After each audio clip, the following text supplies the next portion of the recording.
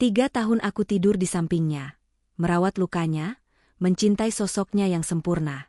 Namun hari ini, dokter tiba-tiba mengunci pintu ruang periksa, wajahnya pucat pasi. Ia mendekatkan bibirnya ke telingaku dan berbisik gemetar, "Jangan bereaksi. Cepat panggil security sekarang. Pria di sebelahmu itu."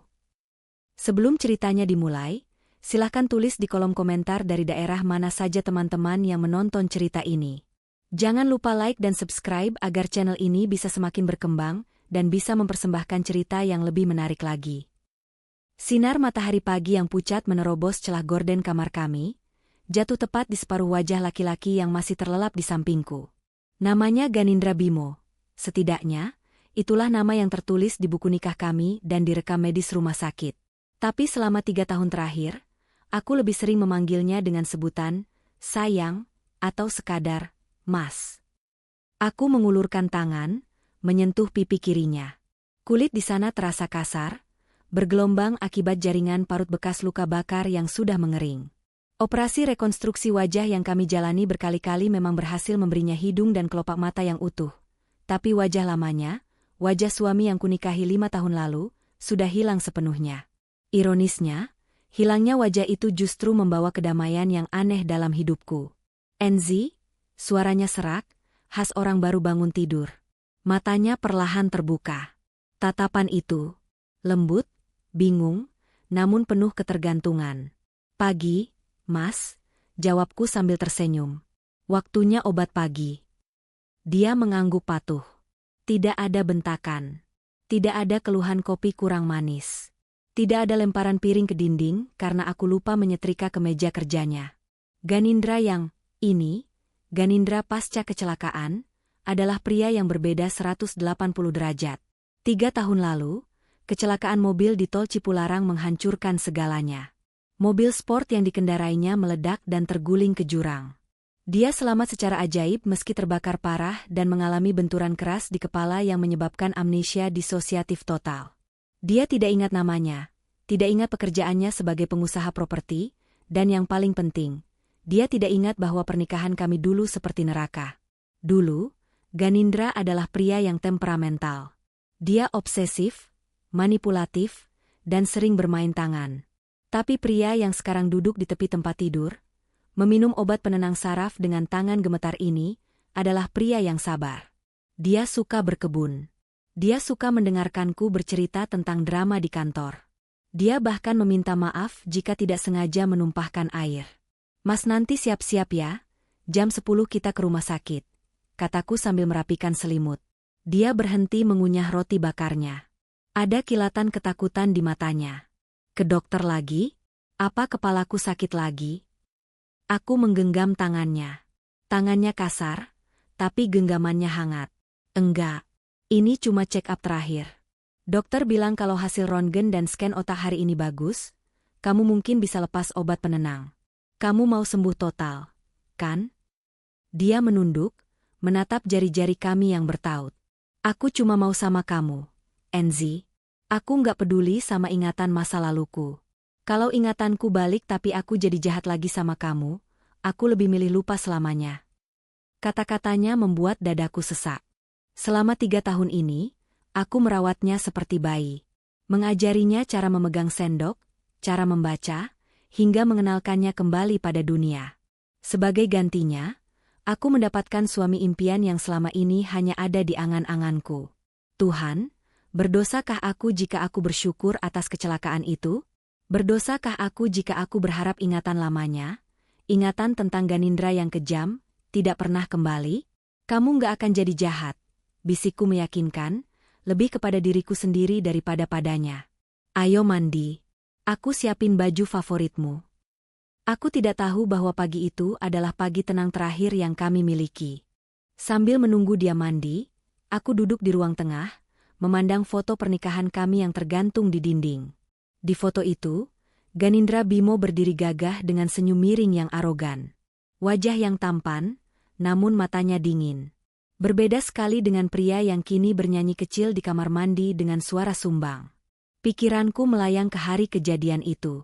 3 tahun lalu. Telepon dari kepolisian berdering pukul 2 pagi. "Halo, Dengan Ibu Enzi Storia? Kami dari Kepolisian Sektor Purwakarta. Suami Anda, mobil suami Anda ditemukan terbakar di dasar jurang KM 92. Dunia serasa runtuh, tapi bukan karena sedih, melainkan karena syok. Malam itu Ganindra pamit dengan marah-marah, bilang ada urusan bisnis mendadak yang harus diselesaikan dengan cara kasar. Aku tidak berani bertanya. Aku hanya berharap dia tidak pulang malam itu agar aku bisa tidur nyenyak. Sesampainya aku di rumah sakit daerah waktu itu, yang kutemui hanyalah tubuh yang diperban hampir di sekujur tubuh. Wajahnya tidak bisa dikenali. Kartu identitasnya hangus, dompetnya meleleh menyatu dengan dashboard mobil. Polisi mengidentifikasi dia sebagai Ganindra Bimo berdasarkan plat nomor mobil dan jam tangan Rolex yang masih melingkar di pergelangan tangannya, jam tangan yang kuberikan sebagai hadiah ulang tahun seminggu sebelumnya. Dokter saat itu berkata, "Ibu harus siap. Kerusakan di wajahnya permanen. Pita suaranya juga rusak karena asap. Suaranya mungkin akan berubah. Dan otaknya, benturan di lobus frontal sangat parah. Dia mungkin tidak akan mengingat apapun." Tes DNA sempat disarankan, tapi birokrasinya rumit dan memakan waktu lama karena kondisi jenazah korban lain di kecelakaan beruntun itu hancur lebur. Lagi pula, siapa lagi yang mengendarai mobil suamiku memakai jam tangannya kalau bukan dia? Aku, yang saat itu lelah secara mental dan fisik menghadapi pernikahan kami, langsung menerima kenyataan itu. Aku menandatangani semua berkas. Aku membawanya pulang setelah masa kritis lewat. Awalnya berat. Dia sering berteriak kesakitan di malam hari. Tapi seiring luka fisiknya sembuh, jiwanya tumbuh menjadi sosok baru. Aku ingat bulan ke-6 pasca kecelakaan. Saat itu hujan deras. Ganindra, atau sosok yang kuduga Ganindra ini, sedang duduk di teras melihat hujan. Aku datang membawakan teh. "Enzi," katanya waktu itu, suaranya masih parau pasca operasi tenggorokan. "Maafkan aku." "Untuk apa?" tanyaku. "Aku nggak tahu. Tapi setiap lihat mata kamu, aku merasa aku punya banyak dosa sama kamu." Detik itu aku luluh. Aku memutuskan untuk mengubur masa lalu. Aku akan mencintai pria ini. Pria yang baru ini. Aku bahkan menjual aset perusahaan Ganindra yang bermasalah, dan kami pindah ke rumah yang lebih sederhana di pinggiran Jakarta, memulai hidup dari nol dengan sisa tabungan. Lamunanku buyar saat mendengar suara pintu kamar mandi terbuka. Dia keluar dengan handuk melilit di pinggang. Bekas luka bakar di dada dan lengan kirinya masih terlihat jelas, berwarna kemerahan. "ZY, kemeja biruku di mana?" tanyanya polos.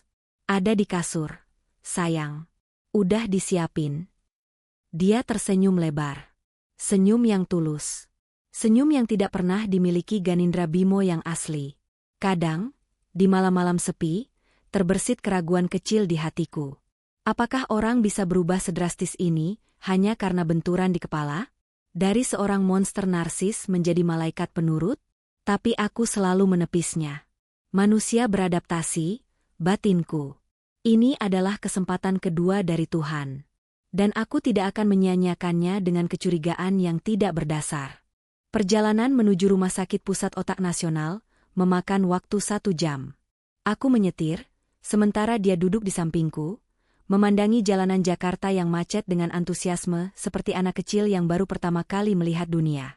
Sejak kecelakaan itu, aku memang lebih sering memegang kendali, baik di rumah maupun di jalan. "Nanti abis dari dokter, kita mampir beli es krim ya," pintanya.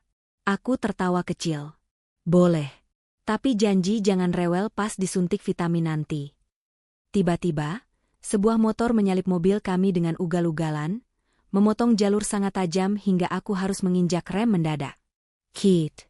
Tubuhku terdorong ke depan, tertahan sabuk pengaman. Jantungku berdegup kencang karena kaget. Tapi reaksiku tidak seberapa dibandingkan apa yang terjadi di kursi sebelah. Dalam hitungan kurang dari 1 detik, tangan kirinya, tangan yang kukira lemah itu, sudah melintang di depan dadaku, menahan tubuhku agar tidak terbentur setir. Gerakannya begitu cepat, presisi, dan kokoh. Bukan refleks orang biasa. Itu adalah refleks seseorang yang terlatih melindungi. Lebih mengejutkan lagi, mata kanannya menatap tajam ke arah pengendara motor yang kabur itu. Tatapan itu, dingin, kosong, mematikan. Selama 2 detik, aku melihat sosok asing di dalam tubuh suamiku. "Mas," panggilku pelan, sedikit gemetar. Dia berkedip. Tatapan dingin itu lenyap seketika, digantikan oleh kepanikan. "Kamu nggak apa-apa, ZY? Ada yang sakit?" Maaf aku kaget banget tadi." Dia meraba lenganku dengan cemas, kembali menjadi suami yang lembut dan agak penakut. Aku nggak apa-apa," jawabku, berusaha menormalkan napas. "Refleks kamu bagus banget." "Kak?" Dia terkekeh canggung, menggaruk kepalanya yang tidak gatal. "Iya ya, aku juga nggak sadar. Badan aku gerak sendiri." Kejadian itu mengingatkanku pada insiden seminggu yang lalu. Waktu itu dia sedang tidur siang di sofa. Aku sedang menjahit kancing kemejanya di kursi sebelah. Tiba-tiba dia mulai mengigau. Biasanya, igauannya hanya gumaman tidak jelas. Tapi hari itu, suaranya tegas dan jelas, meski matanya terpejam rapat. "Target secure. Extraction point alpha. 1200 hours. Go, go, go." Bahasa Inggris. Dengan aksen yang sempurna. Padahal Ganindra Bimo yang asli, meski kaya raya, bahasa Inggrisnya berantakan dan medok. Ketika dia bangun dan kutanya apa artinya, dia hanya bingung dan bilang dia mimpi dikejar anjing. Aku mencoba menepis rasa curiga yang mulai merayap naik di tengkuku. Mungkin dia dulu sering nonton film action, hiburku dalam hati. Alam bawah sadar itu aneh. "NZ, kok melamun?" "Lampu udah ijo," tegurnya lembut. Aku tersentak dan kembali menginjak gas. Namun, perasaan tidak enak mulai menggumpal di perutku. Ada hal-hal kecil, detail-detail remeh yang selama 3 tahun ini aku abaikan karena aku terlalu bahagia. Cara dia memotong daging steak yang sangat rapi dan efisien, berbeda dengan Ganindra dulu yang berantakan. Cara dia berjalan yang tegap dan tanpa suara saat malam hari. Dan bekas luka di bahu kanannya yang dia bilang bekas jatuh dari sepeda waktu kecil. Bentuknya bundar sempurna, mirip seperti bekas luka tembak. "Ah, sudahlah NZ, jangan gila. Suamimu hilang ingatan, bukan berganti jiwa. Berhentilah berhalusinasi. Kita akan ke dokter, memastikan dia sehat, lalu pulang dan makan es krim." Sesederhana itu, rumah sakit selalu memiliki bau yang khas. Campuran antara antiseptik dingin, kopi basi dari kantin, dan kecemasan manusia. Kami duduk di ruang tunggu polis saraf, menunggu giliran dipanggil. "Dokter Adrian Cutia?" tanya suamiku sambil membolak-balik majalah kesehatan lama. "Iya, Dokter Adrian pensiun bulan lalu," jelasku. "Penggantinya namanya Dokter Surya Saputra. Katanya spesialis bedah saraf terbaik lulusan Jerman." Dia lebih teliti. Nomor antrean kami berkedip di layar. "BPK Ganindra Bimo, ruang 4. Kami masuk. Ruangan itu luas, dingin, dan dipenuhi peralatan canggih. Di balik meja besar, duduk seorang pria parubaya berkacamata tebal dengan rambut yang mulai memutih. Nametak di jas putihnya tertulis, "Dr. Surya Saputra, SPBS." Dr. Surya tidak langsung menyapa. Dia sedang membaca berkas medis tebal, rekam medis suamiku selama 3 tahun terakhir. Dia membalik halaman demi halaman dengan kening berkerut. "Selamat siang, Dok," sapaku sopan. Dokter Surya mendongak. Tatapannya tajam, menyelidik, menembus kacamata tebalnya. Dia menatapku sebentar, lalu beralih menatap lama ke arah suamiku. Ada jeda yang aneh. Bukan jeda ramah tamah, tapi jeda seperti seseorang yang sedang mengkalibrasi ingatan. "Selamat siang, Bu NZ, Pak Ganindra," suaranya berat dan datar. "Silakan duduk." Suamiku duduk dengan patuh. "Siang, Dok. Hari ini cuma cek rutin kan?" Dokter Surya tidak menjawab pertanyaan itu. Dia malah berdiri, berjalan mendekati suamiku. "Bisa buka mulutnya sebentar? Saya ingin cek respon saraf kranial dari lidah dan rahang." Suamiku menurut. Dokter Surya menyalakan senter kecil, memeriksa rongga mulut suamiku cukup lama. Terlalu lama untuk pemeriksaan saraf biasa. Dia memperhatikan susunan gigi geraham belakang dengan sangat teliti. Gumam Dokter Surya. Dia mematikan senter dan kembali ke mejanya. Wajahnya kini terlihat pucat. Atau hanya perasaanku saja karena lampu neon ruangan yang terlalu terang? Bagaimana, dok? Tanyaku cemas. Kondisinya stabil? Secara fisik luar, sangat sehat. Terlalu sehat malah untuk korban kecelakaan parah 3 tahun lalu, jawab Dokter Surya tanpa menatap kami. Matanya terpaku pada layar komputer. Tapi saya butuh satu tes lagi. Röntgen panoramik untuk struktur tulang rahang dan CT scan ulang, untuk memastikan tidak ada pendarahan mikro di otak. Tapi bulan lalu baru di-scan. Dok, protesku pelan. Biayanya tidak murah, dan asuransi kami sudah limit. Ini prosedur standar saya untuk pasien baru, Bu Enzi. Gratis. Rumah sakit yang tanggung, potong Dokter Surya cepat. Nadanya mendesak. Suamiku menatapku, meminta persetujuan. Aku mengangguk. Ya sudah, kalau itu yang terbaik. Proses scan memakan waktu hampir 45 menit. Aku menunggu di luar sementara suamiku masuk ke dalam tabung raksasa itu. Perasaanku semakin tidak enak. Gelisah. Tanganku berkeringat dingin. Aku mencoba mengirim pesan ke Mama untuk mengalihkan perhatian, tapi sinyal di lantai dasar rumah sakit ini buruk sekali. Setelah selesai, kami kembali ke ruangan Dokter Surya. Suamiku terlihat lelah tapi lega karena prosesnya sudah selesai. Nah, tinggal baca hasil, terus kita pulang. Bisik suamiku sambil meremas tanganku. Dokter Surya sudah kembali duduk di kursinya. Layar komputer di hadapannya menampilkan gambar tengkorak hitam putih. Hasil röntgen suamiku. Suasana hening. Hanya suara dengung AC sentral yang terdengar. Dokter Surya menatap layar itu lekat-lekat. Lalu dia melirik ke arah kaki suamiku, tepatnya ke betis kiri. Lalu kembali ke layar. Tangannya yang memegang tetikus terlihat gemetar halus. Keringat sebesar biji jagung muncul di pelipisnya. Ada yang salah. Sangat salah. Dok, panggilku. Dokter Surya tersentak. Dia menekan tombol interkom di mejanya. Suster Rini, tolong ambilkan berkas pasien Ganindra tahun 2018 di arsip bawah tanah. Sekarang. Jangan kembali sebelum ketemu. Baik, dok, suara dari interkom menjawab. Dokter Surya menunggu sampai dia yakin perawat di luar benar-benar pergi. Dia berdiri perlahan, berjalan menuju pintu ruangan. Klik. Dia memutar kunci pintu. Jantungku berhenti berdetak sesaat. Kenapa pintu dikunci? Ruangan menjadi sunyi senyap, seolah oksigen di dalamnya tiba-tiba disedot habis. Suara, klik, dari kunci pintu itu bergema di telingaku seperti letusan pistol. Suamiku, yang duduk di sebelahku, juga merasakannya. Postur tubuhnya yang tadinya santai, perlahan berubah. Punggungnya tegak. Otot-otot lehernya menegang. Itu bukan postur orang bingung. Itu postur hewan buas yang sadar ada bahaya mengintai. Dokter Surya tidak kembali ke kursinya. Dia berdiri menyandar di pintu yang baru saja dikuncinya, wajahnya pucat pasi seperti mayat. Napasnya memburu. Dia menatapku, hanya padaku, dengan mata yang memancarkan teror murni. Bu Enzi, panggilnya. Suaranya bukan lagi suara dokter yang berwibawa.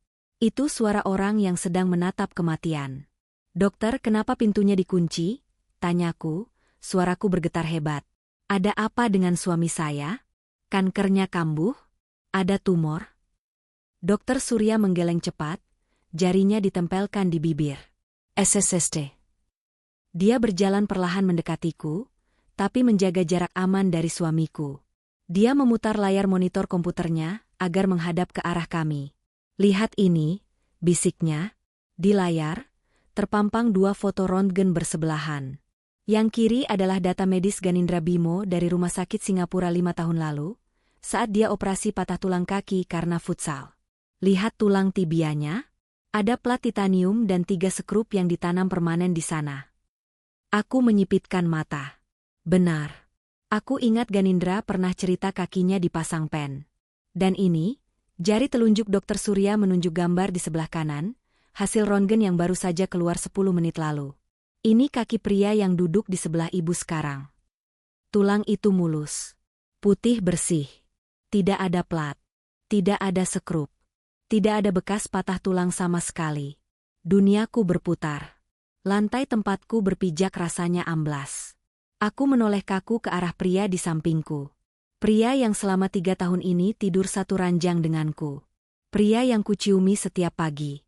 Pria yang kusuapi saat dia sakit. Dia masih duduk di sana, wajahnya tanpa ekspresi. Tapi mata itu tidak lagi memancarkan kehangatan suamiku yang hilang ingatan. Mata itu sedang mengamati ruangan, mencari jalan keluar, menghitung jarak, menilai ancaman. Dan giginya, lanjut Dokter Surya, suaranya makin lirih, nyaris seperti desisan ular. Struktur gigi geraham pria ini tidak cocok dengan rekam gigi Ganindra. Tapi, sangat cocok dengan database forensik Kepolisian Internasional untuk orang hilang yang tak teridentifikasi. Dokter Surya membungkuk sedikit ke arahku, bau keringat dingin menguar dari tubuhnya. Bu Enzi, dengar baik-baik. Jangan bereaksi. Jangan teriak. Dia mencondongkan tubuhnya tepat di telingaku, bisikannya menusuk hingga ke tulang sumsum. Cepat panggil security sekarang. Pria di sebelahmu bukan suamimu. Dia monster yang membunuh suamimu. Aku ternganga. Napasku tercekat di tenggorokan. Sebelum aku sempat mencerna kalimat itu, atau bahkan mengambil ponselku, pria di sebelahku, orang asing itu, bergerak. Dia tidak berdiri. Dia meluncur. Gerakannya begitu cair dan cepat sehingga mataku tak sempat menangkapnya. Dalam sekejap, dia sudah berada di belakang Dokter Surya. Lengannya yang kuat melingkar di leher Dokter Malang itu, mengunci saluran napasnya dengan teknik chokehold militer yang mematikan. Kau terlalu banyak bicara, dokter, bisik pria itu. Suaranya, ya Tuhan, suaranya berubah. Tidak ada lagi nada ragu atau bingung. Suaranya berat, dingin, dan penuh otoritas yang mengerikan. Enzi, dia menatapku. Bukan dengan cinta, tapi dengan tatapan peringatan. Mundur. Lepaskan dia, jeritku. Suaraku pecah, melengking tinggi hingga memantul di dinding-dinding ruangan yang kedap suara itu. Pria itu, sosok yang selama 3 tahun ini kupanggil suami, tidak bergeming. Cengkeramannya di leher Dokter Surya semakin erat. Wajah dokter itu mulai berubah warna, dari merah pada menjadi ungu kebiruan. Kakinya menendang-nendang udara, mencoba mencari pijakan yang tidak ada, sementara tangannya mencakar lengan kekar pria itu dengan sia-sia. Diam, Enzi, desis pria itu. Dia tidak menatapku. Matanya tertuju pada pintu, telinganya bergerak sedikit seolah sedang mendengar langkah kaki dari koridor di luar yang tak bisa kudengar. Kalau kau teriak lagi, leher dokter ini patah. Ancaman itu diucapkan dengan nada datar, tanpa emosi. Seperti seseorang yang sedang membacakan daftar belanjaan. Itu yang membuatnya mengerikan. Kemana perginya Omar yang lembut? Kemana perginya pria yang menangis saat menonton film sedih bersamaku minggu lalu? Brak, brak, brak. Gedoran keras terdengar di pintu. Dokter Surya? Ada masalah di dalam? Buka pintunya. Suara security. Pria itu mendengus kasar. Dalam satu gerakan hentak yang mengerikan, dia membanting tubuh Dokter Surya ke lantai. Bukan sembarang banting, dia memutar tubuh Dokter Malang itu sehingga kepalanya menghantam kaki meja besi dengan suara buk yang menyakitkan. Dokter Surya terkulai lemas, tidak sadarkan diri, darah segar mulai mengalir dari pelipisnya membasahi lantai keramik putih. Mas, apa yang kamu lakukan? Aku mundur hingga punggungku menabrak lemari kaca obat-obatan. Tubuhku gemetar hebat. Lututku rasanya seperti jeli. Aku ingin lari, tapi kakiku terpaku di lantai. Dia berbalik menatapku. Untuk sepersekian detik, topeng dingin itu retak. Ada kilatan penyesalan di matanya saat melihat ketakutan di wajahku. Dia melangkah maju 1 langkah, tangannya terulur seolah ingin meraihku. Enzi, dengar? Jangan sentuh aku, teriakku histeris. Aku melempar toples kapas ke arahnya. Siapa kamu? Di mana suamiku? Dia berhenti. Rahangnya mengeras. Dia tahu waktunya sudah habis. Suara kunci cadangan yang diputar dari luar terdengar. Aku akan jelaskan nanti. Sekarang aku harus pergi, katanya cepat. Dia berbalik menghadap jendela kaca besar yang menampilkan pemandangan taman rumah sakit di lantai 2. Tanpa ragu, dia mengambil kursi besi berat milik dokter, memutarnya di udara seolah itu seringan bantal, dan melemparkannya ke kaca. Prang! Kaca tebal itu pecah berhamburan menjadi ribuan kristal tajam. Angin panas Jakarta langsung menyerbu masuk ke ruangan ber-AC itu. Pintu ruangan terbuka paksa. 2 orang security bertubuh besar masuk dengan pentungan terhunus, diikuti beberapa perawat yang menjerit melihat Dr. Surya terkapar bersimbah darah. Itu dia. Tangkap, teriak salah satu security. Pria itu menoleh padaku untuk terakhir kalinya. Jangan percaya polisi, bisiknya, nyaris tak terdengar di tengah kekacauan. Lalu dia melompat. Dia melompat keluar dari jendela lantai 2 dengan teknik yang sempurna, mendarat berguling di atap kanopi lobi bawah, lalu meluncur turun ke aspal parkiran. Aku berlari ke pinggir jendela yang pecah, melihat ke bawah. Dia berlari membelah kerumunan orang di parkiran, gerakannya lincah melompati kap mobil, sebelum menghilang di balik pagar beton pembatas jalan raya. Di belakangku, suasana menjadi neraka. Perawat sibuk memberikan pertolongan pertama pada Dr. Surya yang kejang-kejang. Security berteriak melalui handy-talkie. Dan aku merosot duduk di antara pecahan kaca. Tanganku memegang dada yang terasa sesak. Otakku menolak mencerna apa yang baru saja terjadi. Pria yang tadi pagi minta dibuatkan roti bakar selai nanas, baru saja melumpuhkan orang dan kabur seperti ninja. Ibu ikut kami. Seorang security menarik lenganku kasar. Jangan coba-coba kabur. Saya istrinya. Gumamku linglung. Justru itu. Ibu harus tanggung jawab. Hari itu, aku tidak pulang membawa suami yang sembuh.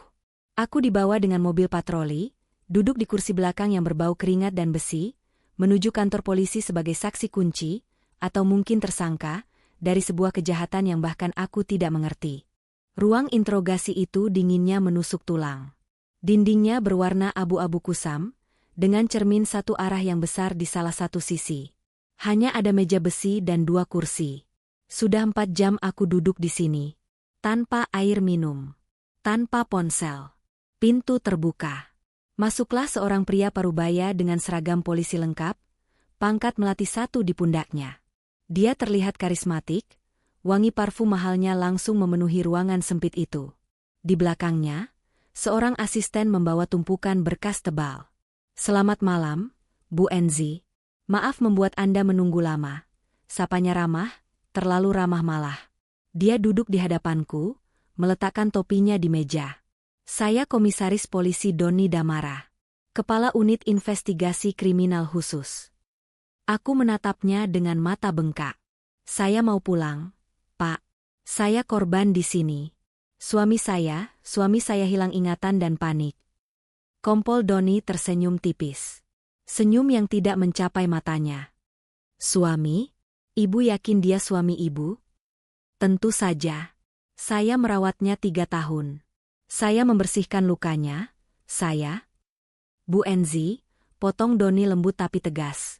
Dia membuka map di hadapannya.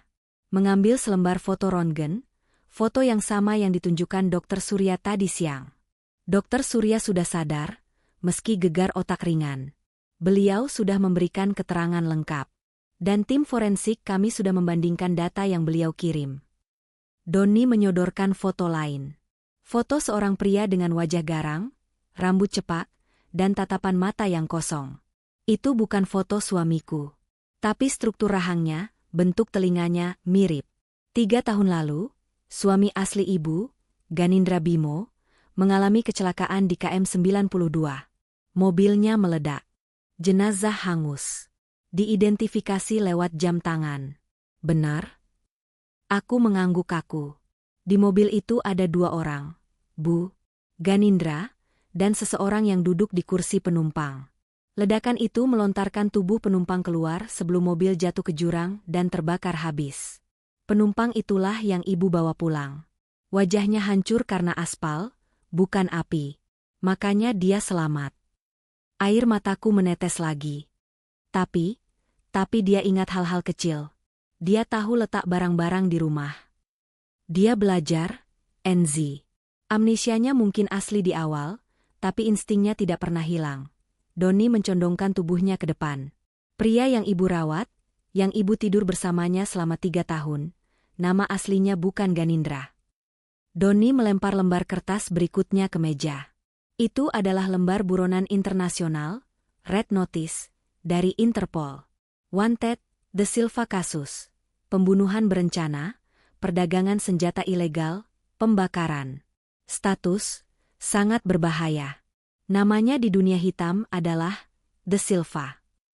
Pembunuh bayaran spesialis, kecelakaan. Dia ahli membuat targetnya mati terlihat seperti kecelakaan murni. Remblong, korsleting listrik, keracunan gas. Dia hantu. Tidak punya sidik jari, sudah dibakar asam. Satu-satunya identifikasi adalah struktur giginya. Doni menunjuk mulutnya sendiri. Gigi taring kiri bawahnya miring 15 derajat. Sama persis dengan hasil röntgen pria yang kabur tadi siang. Duniaku hening. Suara AC ruangan terdengar seperti deru pesawat jet di telingaku. Aku tidur dengan pembunuh? Tangan yang membelai rambutku setiap malam adalah tangan yang sudah mencabut nyawa puluhan orang? Kebaikan hatinya, kelembutannya, apakah itu semua hanya akting? Lalu, suami saya yang asli? Ganindra di mana? Tanyaku lirih. Doni menatapku dengan sorot mata prihatin yang dibuat-buat. Kami menduga, Ganindra Bimo adalah target terakhir De Silva. Silva membunuh Ganindra di dalam mobil, tapi terjadi perlawanan yang menyebabkan mobil mereka kecelakaan. Mayat yang hangus di dalam mobil itu, besar kemungkinan adalah Ganindra Bimo. Aku menutup mulutku, menahan mual yang tiba-tiba mendesak naik. Jadi, suaraku bergetar, selama 3 tahun ini, saya merawat pembunuh suami saya sendiri. Doni mengangguk perlahan. Tragis memang. Tapi kami butuh bantuan ibu. Silva pasti akan menghubungi ibu. Dia tidak punya siapa-siapa lagi. Asetnya dibekukan, jaringannya sudah kami putus. Ibu adalah satu-satunya tempat dia pulang. Dia menyodorkan sebuah kartu nama.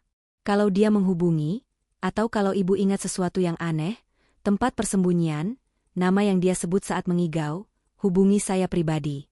Jangan bertindak sendiri. Dia monster, Bu Enzi. Dia bisa membunuh ibu tanpa berkedip. Sama seperti dia melumpuhkan Dr. Surya. Aku keluar dari kantor polisi pukul 2 pagi. Hujan turun deras, seolah langit ikut menangisi kebodohanku. 3 tahun. 1095 hari. Semuanya adalah kebohongan. Rumah kami, rumah mungil yang kami beli dengan sisa uang tabunganku, terlihat gelap gulita saat taksi online menurunkanku. Biasanya, lampu teras selalu menyala. Biasanya, dia akan menunggu di sofa sambil membaca koran, lalu menyambutku dengan teh hangat jika aku pulang terlambat. Sekarang, rumah ini terasa seperti kuburan. Garis polisi berwarna kuning melintang di pagar. Polisi sudah menggeledah tempat ini tadi sore saat aku diinterogasi. Pintu depan rusak bekas didobrak. Di dalam, segalanya berantakan. Bantal sofa disobek, laci-laci ditarik keluar, baju-baju kami berserakan di lantai. Mereka mencari jejak De Silva. Aku melangkah masuk dengan kaki gemetar. Bau dia masih tertinggal di sini. Bau kolon murah yang kubelikan di minimarket, bercampur bau tembakau. Aku masuk ke kamar tidur. Spray masih berantakan, bekas kami tidur tadi pagi. Di atas nakas, ada foto kami berdua saat liburan ke puncak tahun lalu. Di foto itu, dia tersenyum lebar, matanya menyipit karena silau matahari, tangannya merangkul bahuku erat. Pembohong, desisku. Aku mengambil bingkai foto itu dan melemparnya ke dinding. Prang. Pembohong. Teriakku lagi, kali ini lebih keras. Aku jatuh berlutut, menangis sejadi-jadinya di lantai kamar yang dingin. Rasa sakitnya bukan karena dia penjahat. Rasa sakitnya adalah karena aku mencintainya. Aku mencintai ilusi itu. Aku mencintai Omar, sosok yang diciptakan oleh amnesia itu. Dan mengetahui bahwa Omar tidak pernah nyata, bahwa di balik kulit itu ada monster bernama Silva yang mungkin membunuh suami asliku, rasanya seperti dikuliti hidup-hidup. Ponselku bergetar tanpa henti. Notifikasi berita bermunculan. Istri pengusaha rawat pembunuh bayaran selama 3 tahun, kisah tragis Enzi Storia, tidur dengan musuh, netizen, tidak mungkin istrinya tidak tahu, pasti sekongkol. Komentar-komentar jahat membanjiri akun media sosialku. Mereka menuduhku, menghinaku, menertawakan kebodohanku. Aku mematikan ponsel dan melemparnya ke kasur. Aku berjalan ke dapur, berniat mengambil air minum. Kakiku menendang sesuatu di dekat pintu belakang. Sepatu bot kebun miliknya. Dia suka berkebun. Dia menanam mawar, melati, dan ingatanku melayang ke kejadian 2 hari lalu. Saat itu dia sedang memindahkan pot bunga besar berisi tanaman sansevieria, lidah mertua, di sudut teras belakang. Dia melarangku mengangkatnya. Berat, ZY. Biar aku aja. Ini pot spesial, katanya waktu itu sambil tersenyum misterius. Kenapa pot itu spesial? Polisi sudah mengobrak-abrik isi rumah, lemari, bahkan membongkar sofa. Tapi apakah mereka memeriksa tanah di dalam pot bunga di teras belakang? Rasa penasaran mengalahkan rasa takut dan benciku. Aku mengambil sendok semen kecil dari rak peralatan, lalu berjalan ke teras belakang yang gelap. Hujan masih rintik-rintik. Di sudut, pot lidah mertua itu masih berdiri tegak. Tanah di sekitarnya sedikit berantakan, mungkin tersenggol polisi saat penggeledahan, tapi tanamannya tidak dicabut. Aku mulai menggali. Tanah basah mengotori tanganku. 5 cm. 10 cm. Sendok semenku membentur sesuatu yang keras. Bukan batu. Bunyinya tik, seperti plastik bertemu logam. Aku menggali lebih cepat dengan tangan kosong. Sebuah kotak kecil pelindung air, waterproof box, seukuran bungkus rokok tertanam di sana. Jantungku berpacu. Dengan tangan gemetar, aku membuka kotak itu. Di dalamnya ada sebuah flash disk berwarna perak dan selembar kertas lusuh yang dilipat rapi. Aku membuka lipatan kertas itu di bawah remang lampu teras. Tulisan tangan yang sangat kuhafal. Tulisan cakar ayam miliknya. Surat itu singkat. Untuk Enzi. Kalau kamu baca ini, berarti masa laluku sudah datang menjemput. Jangan percaya apa yang kamu dengar dari polisi, dan jangan percaya apa yang kamu ingat tentang Ganindra. Tonton videonya. Hanya kamu hakimku. Darahku berdesir. Dia tahu? Dia sudah mempersiapkan ini? Berarti selama ini dia tidak sepenuhnya amnesia? Aku berlari masuk ke kamar, mengambil laptop, dan menyolokkan flash disk itu. Layar laptop menyala terang di kamar yang gelap. Folder di dalam flash disk itu hanya berisi 10 file video. Semuanya diberi nama berdasarkan tanggal. Aku mengklik video pertama. Tanggalnya setahun yang lalu. Wajahnya muncul di layar. Dia duduk di dalam mobil kami, merekam dengan kamera ponsel. Wajahnya terlihat serius. Namaku. Dia terdiam lama di video itu. Namaku bukan Ganindra Bimo. Hari ini, ingatan itu kembali. Potongan-potongan gambar. Darah, uang, senjata, dan nama Sandi, Silva. Dia mengusap wajahnya kasar. Kepalaku sakit sekali. Aku ingat siapa aku. Aku ingat apa yang kulakukan. Aku pembunuh. Bajingan. Sampah.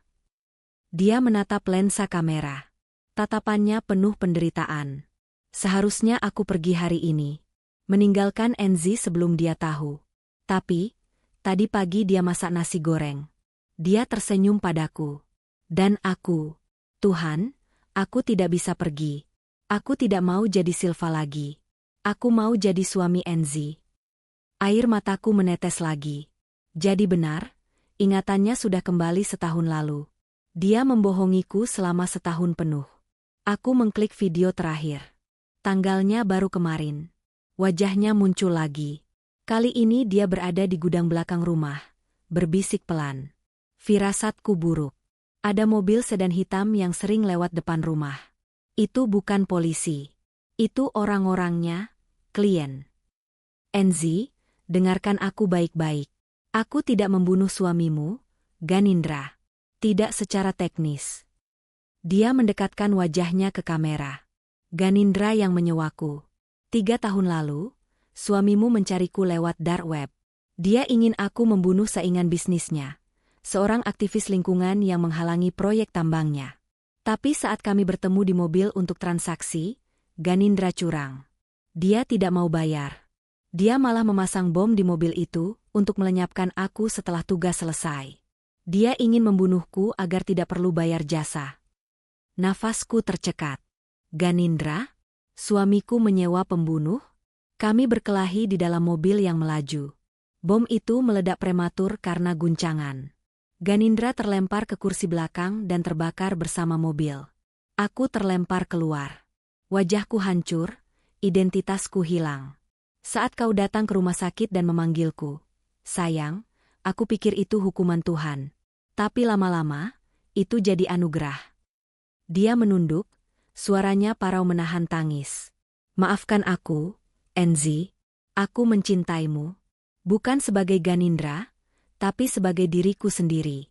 Kalau suatu hari aku harus pergi, tolong ingat satu hal.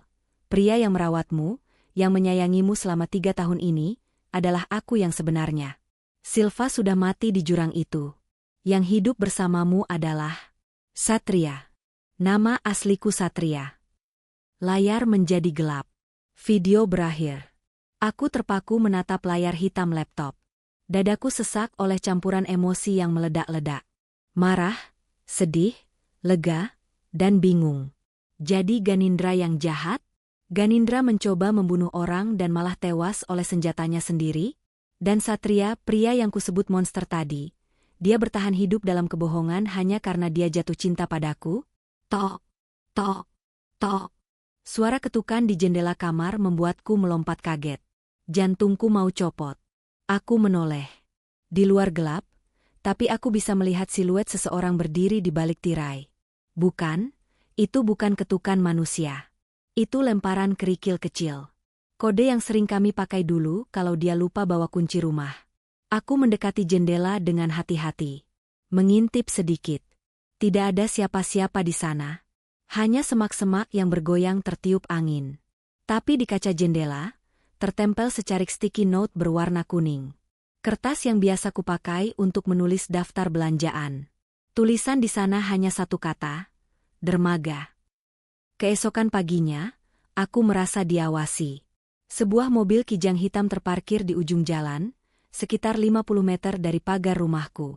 Kaca filmnya gelap total. Aku yakin itu orang suruhan Kompol Doni Damara. Dia tidak main-main saat bilang akan mengawasiku. Aku harus keluar dari sini. Aku harus ke dermaga. Tapi bagaimana caranya tanpa diikuti? Aku memutuskan untuk melakukan rutinitas biasa.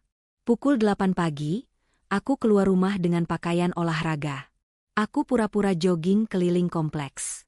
Mobil kijang itu bergerak pelan mengikuti dari kejauhan. Aku berlari menuju pasar tradisional yang ramai di ujung kompleks. Ini satu-satunya kesempatanku. Pasar itu memiliki banyak lorong sempit dan pintu keluar yang bercabang. Begitu masuk ke kerumunan pedagang sayur, aku mempercepat lari.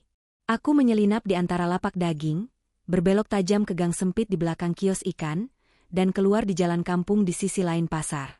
Aku langsung melompat ke dalam sebuah bajai yang sedang ngetem. Stasiun kota, Pak, cepat. Sopir bajai itu tancap gas. Aku melihat ke belakang. Tidak ada mobil kijang hitam. Aku berhasil lolos. Sesampainya di stasiun kota, aku tidak naik kereta. Aku masuk ke toilet umum, mengganti pakaian olahraga dengan kemeja flanel kebesaran dan topi yang baru kubeli di pedagang kaki lima. Aku memakai masker medis. Ponselku berdering. Nomor tidak dikenal. Jantungku berdegup kencang. Apakah ini Doni yang sadar aku kabur? Atau dia? Aku mengangkatnya dengan tangan gemetar. Halo? Hening sejenak. Hanya ada suara desu angin laut di seberang sana. Kamu pintar juga, bisa lolos dari ekor polisi. Suara itu berat, tenang, dan familiar. Suara Satria. Air mataku tumpas ketika di dalam toilet stasiun yang bau pesing itu. Kamu di mana? Kamu jahat. Kamu pembohong. Aku tahu. Kamu boleh maki-maki aku sepuasnya nanti. Tapi sekarang kita nggak punya banyak waktu. Potongnya cepat. Doni Damara bukan polisi baik-baik, Enzi. Dia ada di daftar gaji Ganindra dulu. Dia yang mengatur pertemuan Ganindra denganku 3 tahun lalu. Aku terdiam. Doni? Kepala polisi yang terlihat berwibawa itu? Dia tidak mencariku untuk menegakkan hukum, lanjut Satria. Dia mencariku karena aku saksi hidup kejahatannya.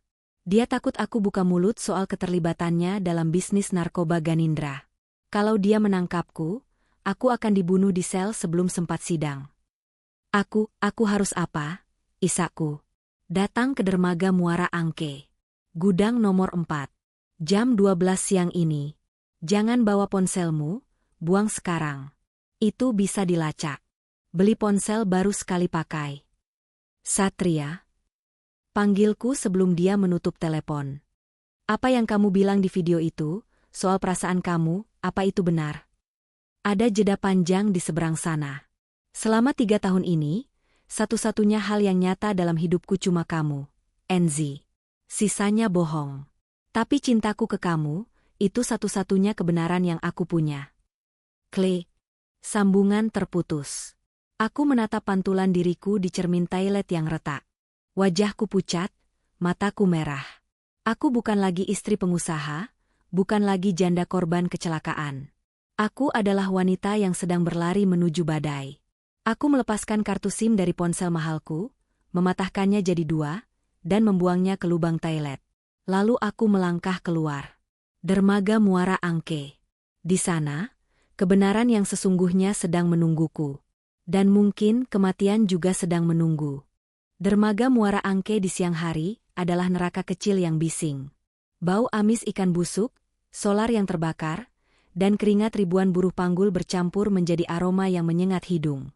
Matahari bersinar terik, memantul menyilaukan di permukaan air laut yang keruh dan berminyak. Aku berjalan menunduk, menutupi wajahku dengan masker dan topi kumal, berusaha menyatu dengan kerumunan. Jantungku berdegup kencang, setiap detaknya terasa menyakitkan di rongga dada. Ponsel sekali pakai yang baru kubeli bergetar di saku celana jeansku, tapi aku tidak berani mengeceknya. Gudang nomor 4. Itu tujuanku. Gudang itu terletak di ujung terjauh dermaga, sebuah bangunan tua dengan dinding seng berkarat yang sebagian sudah lepas tertiup angin laut. Pintunya terbuka sedikit, menyisakan celah gelap yang tampak seperti mulut monster yang siap menelan siapa saja. Aku mendorong pintu besi berat itu. Engselnya menjeritkan suara kriet yang ngilu. Di dalam, suasananya kontras dengan keriuhan di luar. Sunyi, lembab, dan dingin. Cahaya matahari hanya masuk melalui lubang-lubang peluru. Tunggu, apakah itu lubang peluru? Di atap seng. Debu beterbangan di berkas cahaya itu. Jangan bergerak. Suara itu muncul dari kegelapan di balik tumpukan jaring ikan. Aku membeku. Seorang pria melangkah keluar dari bayangan. Itu dia. Tapi itu bukan suami yang kukenal. Pria di hadapanku mengenakan jaket kulit hitam lusuh, celana kargo militer, dan sepatu bot berat. Rambutnya yang biasanya kusisir rapi kini berantakan. Namun yang paling asing adalah matanya. Mata itu waspada, memindai sekelilingku dengan kecepatan kalkulasi yang menakutkan, mencari ancaman, mencari penyusup. Di pinggangnya, terselip sebuah pistol hitam jenis Glock yang terlihat sangat alami berada di sana. Satria, panggilku pelan, suaraku tercekat. Dia menurunkan kewaspadaannya sedikit saat melihat aku sendirian. Bahunya yang tegang perlahan rileks. Enzi. Dia berjalan mendekat. Aku mundur selangkah. Refleks. Ketakutan itu masih ada. Dia berhenti, menyadari reaksiku. Wajahnya, wajah yang penuh bekas luka itu, menunjukkan rasa sakit yang mendalam. Aku bukan monster, ZY, katanya lembut. Suaranya kembali menjadi suara, Omar, yang kucintai. Aku nggak akan nyakitin kamu. Kamu bohongin aku selama 3 tahun. Tuduhku, air mata mulai menggenang. Kamu tidur di sampingku, makan masakanku, padahal kamu tahu kamu siapa. Kamu tahu suamiku mati dan kamu diam saja. Aku harus diam.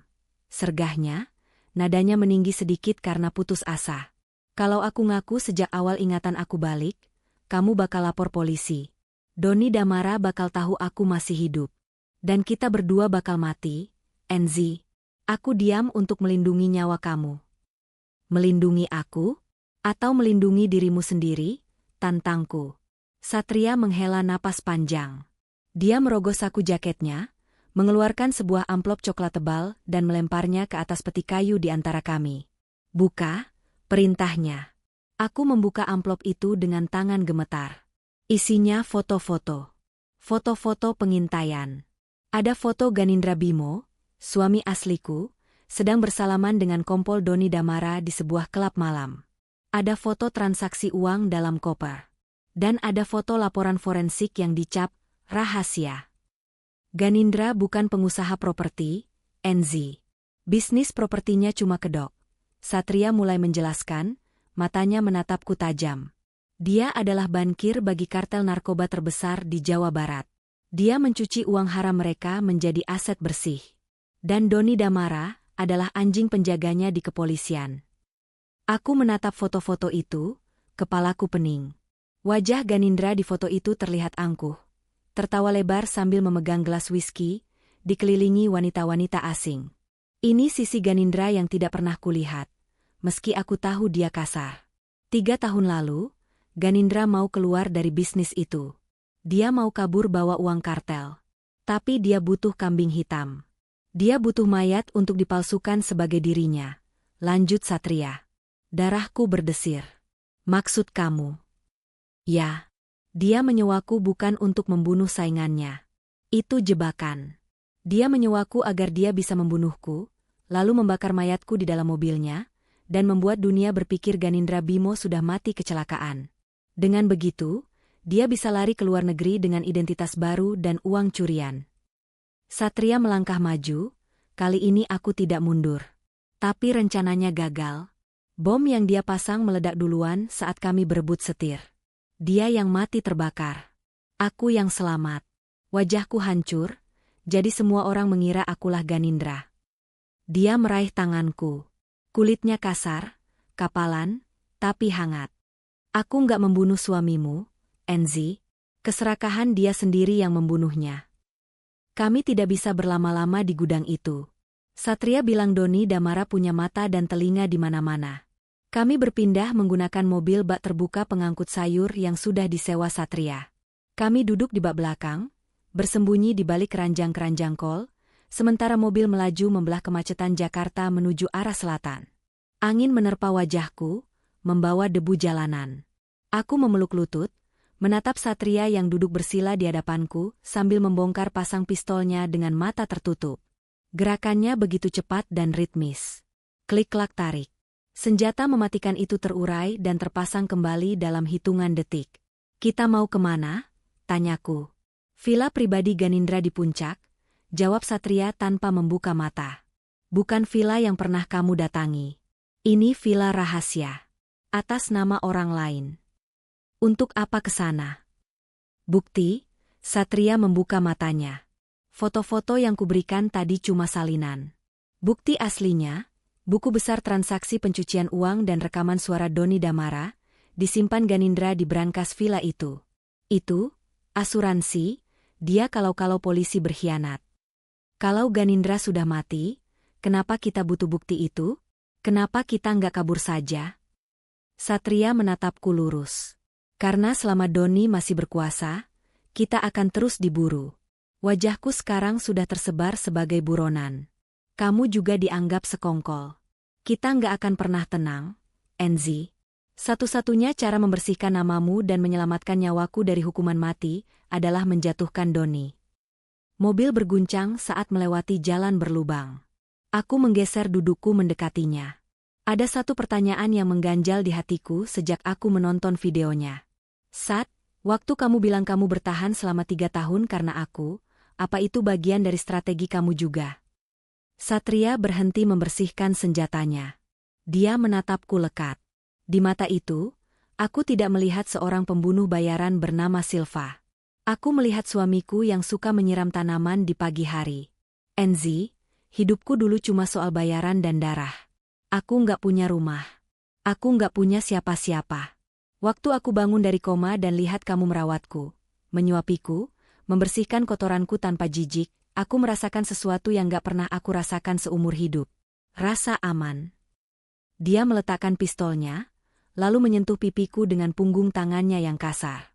"Aku jatuh cinta sama kamu bukan sebagai Ganindra, Tapi sebagai laki-laki yang baru belajar arti hidup. Kalau hari ini kita mati, aku nggak nyesel. Setidaknya aku pernah ngerasain jadi suami kamu. Air mataku jatuh lagi. Kali ini aku tidak menahannya. Aku memeluknya. Memeluk tubuh kekar yang berbau oli senjata dan keringat itu. Dia membalas pelukanku erat, menenggelamkan wajahnya di leherku. Kita selesaikan ini, bisikku. Setelah itu, kita pikirkan sisanya. Matahari mulai condong ke barat saat kami sampai di kaki bukit puncak. Suasana berubah drastis. Udara menjadi dingin, kabut mulai turun. Villa rahasia itu terletak terpencil di tengah hutan pinus, jauh dari jalan raya utama.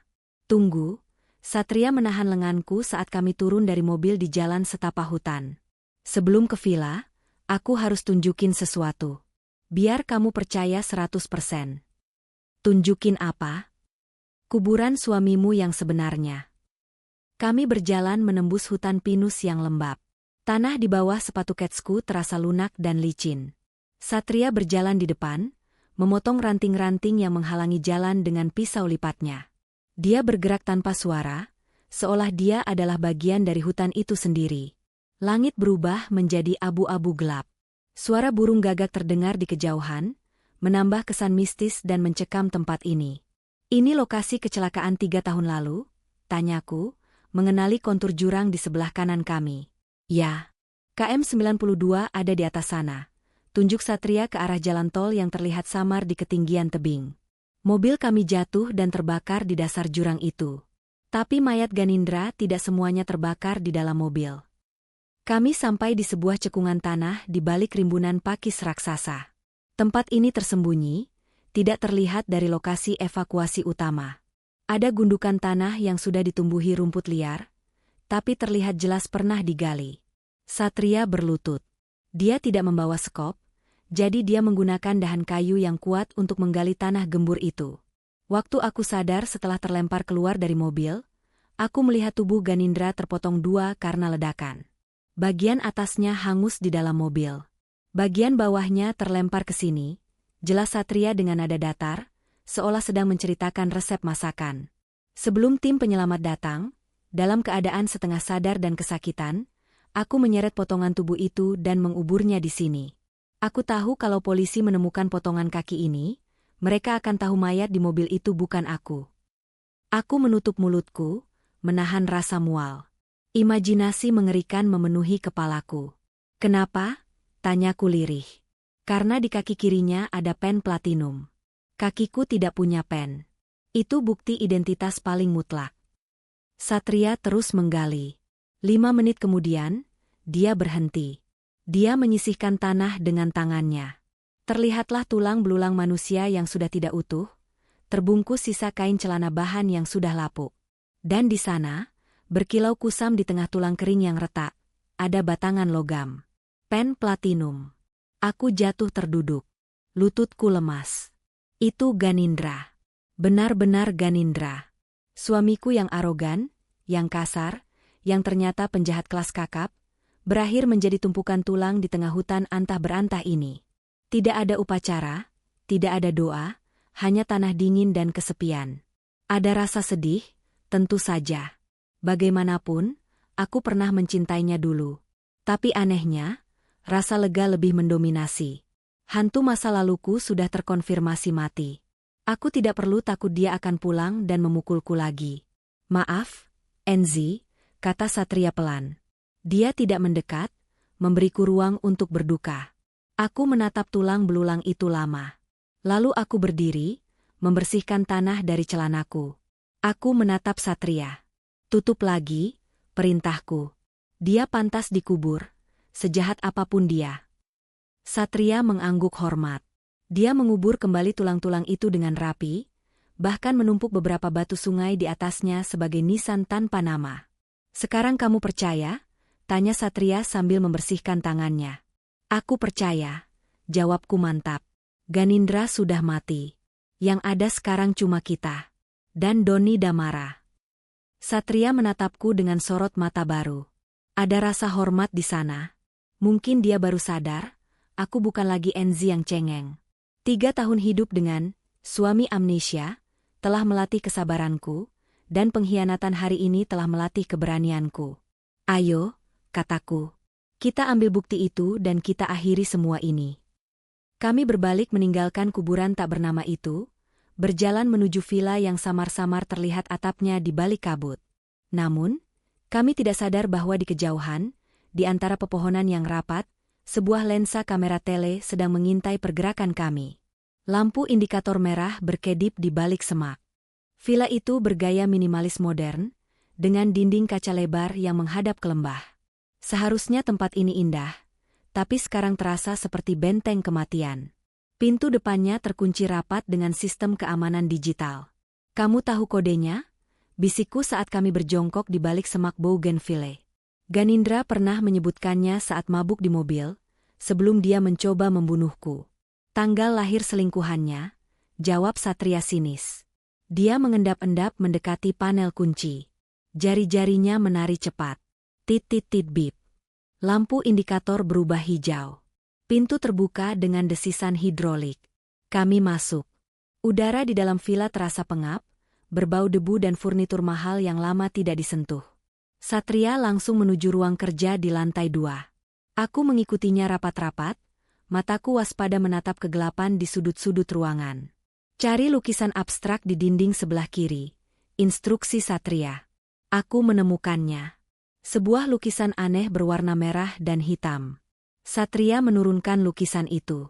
Di baliknya, tertanam sebuah brankas baja. Ini bagian sulitnya, gumam Satria.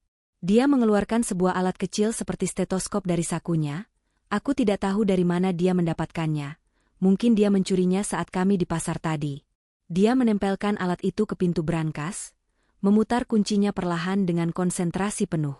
Suasana hening. Hanya suara napas kami dan detak jam dinding yang terdengar. Klik. Pintu brankas terbuka. Di dalamnya, tergeletak sebuah buku catatan kulit hitam dan sebuah hard disk eksternal. Satria mengambil buku itu, membolak-baliknya cepat. Dapat, desisnya lega. Catatan aliran dana ke rekening Doni Damara. Tanggal, jumlah, lokasi serah terima. Semuanya ada di sini. Tulisan tangan Ganindra sendiri. Kita berhasil, seruku tertahan. Tiba-tiba, suara kaca pecah terdengar dari lantai bawah. Prang! Satria seketika mematikan senter kecil yang dipegangnya. Dia menarikku ke sudut ruangan, menekan tubuhku ke lantai. Mereka di sini, bisiknya di telingaku. Siapa? Polisi? Bukan polisi biasa. Itu unit pembersih. Langkah kaki mereka berat, pakai sepatu taktis. Minimal 4 orang. Satria mengintip sedikit ke arah tangga. Dari bawah, sorot lampu senter menyapu ruangan demi ruangan. Bayangan-bayangan hitam bergerak taktis. Mereka tidak berteriak, polisi, angkat tangan. Mereka bergerak dalam diam. Itu artinya satu hal, mereka datang untuk membunuh, bukan menangkap. Doni pasti melacak sinyal GPS mobil sewaan kita. Bodohnya aku, umpat Satria pelan. Dia menatapku, lalu menatap hard disk di tangannya. Dia memasukkan benda itu ke dalam saku jaketku, lalu merisletingnya rapat-rapat. Dengar, Enzi. Ada jendela di kamar mandi sebelah. Di bawahnya ada atap garasi. Kamu bisa turun lewat sana, terus lari ke hutan. Jangan berhenti sampai kamu nemu jalan raya. Enggak, aku enggak mau ninggalin kamu, tolakku keras. Satria mencengkeram bahuku. Matanya tajam, namun penuh kasih sayang. Kamu harus bawa bukti ini ke Kejaksaan Agung. Jangan ke polisi. Langsung ke media kalau perlu. Ini satu-satunya cara kita menang. Tapi kamu gimana? Aku akan mengalihkan perhatian mereka. Aku ini, De Silva. Ingat, ini duniaku. Aku bisa lolos. Dia berbohong. Aku tahu dia berbohong dari getaran suaranya. Dia berniat mengorbankan diri. Satria. Belum sempat aku membantah, sebuah granat asap menggelinding masuk ke ruangan kami. Ting sosos. Asap putih tebal langsung memenuhi ruangan, membuat mata perih dan napas sesak. Pergi sekarang, teriak Satria.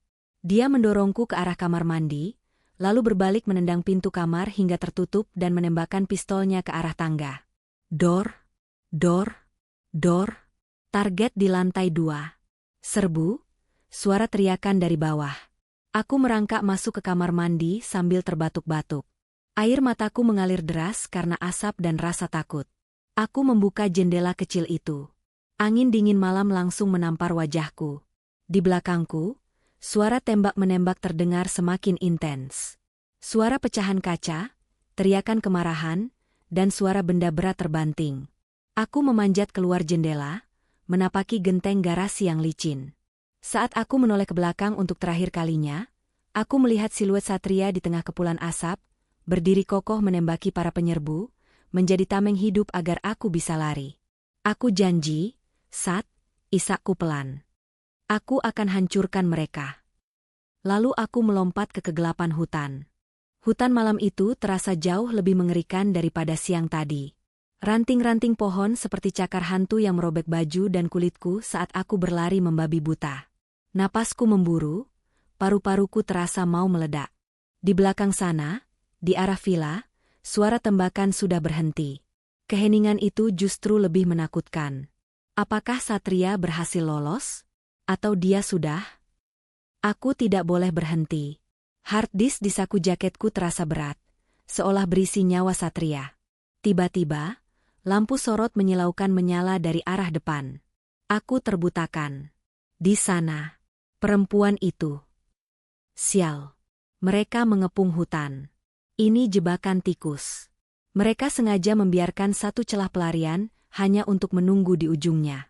Aku berbalik arah, tapi dari sisi kiri dan kanan juga muncul sosok-sosok berseragam hitam dengan senjata laras panjang. Aku terkepung. Seorang pria berjalan santai dari balik barisan pasukan itu. Dia tidak memakai masker. Wajahnya diterangi cahaya senter bawahannya. Senyumnya ramah tapi matanya dingin seperti ular. Kompol Doni Damara. Malam, Bu Enzi. Olahraga malam? Sapanya santai, seolah kami sedang bertemu di resepsi pernikahan. Aku mundur sampai punggungku menabrak pohon besar. Tanganku meraba saku jaket, memegang hard disk itu erat-erat. Mana suami gadunganmu itu? Mati di villa? Tanya Doni sambil menyalakan rokok. Dia lebih laki-laki daripada kamu. Ludahku. Doni tertawa kecil. Mungkin. Tapi laki-laki mati tidak bisa bersaksi. Satria sudah kami amankan, dalam kondisi kritis. Sayang sekali. Tapi dia masih berguna untuk dipajang di media sebagai pelaku perlawanan yang tewas dalam penangkapan. Jantungku mencelos. Satria masih hidup? Atau Doni cuma menggertak? Berikan barang itu, Enzi. Doni mengulurkan tangan. Buku catatan Ganindra dan hard disknya. Berikan, dan saya jamin kamu bisa pulang, tidur nyenyak, dan besok pagi bangun sebagai korban yang malang. Kamu akan bunuh aku juga, kataku gemetar. Tidak. Membunuh istri cantik sepertimu akan menimbulkan terlalu banyak pertanyaan publik. Saya lebih suka skenario, istri yang diselamatkan polisi. Kamu jadi pahlawan, saya dapat promosi. Win-win solution. Pilihannya sederhana. Menyerahkan bukti dan hidup dalam kebohongan selamanya di bawah bayang-bayang Doni, atau melawan dan mati konyol di sini. Aku teringat tatapan Satria di dermaga. Aku jatuh cinta sama kamu sebagai laki-laki yang baru belajar arti hidup. Satria rela mati demi kebenaran ini. Demi aku.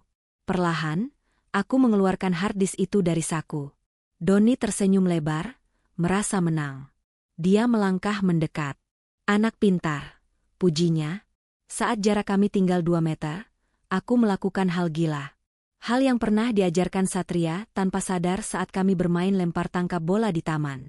Putaran pinggang, fokus, lempar. Aku tidak memberikan hard disk itu padanya.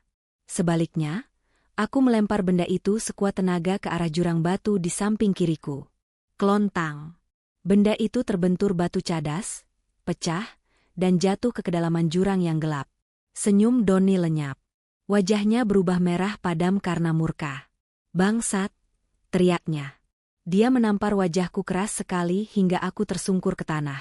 Rasa asin darah memenuhi mulutku. Cari di bawah. Cari sampai dapat, perintahnya pada anak buahnya. Dan bawa perempuan ini. Masukkan ke bagasi. Kita selesaikan dia di kantor. Dua orang pria bertubuh besar menyeretku kasar.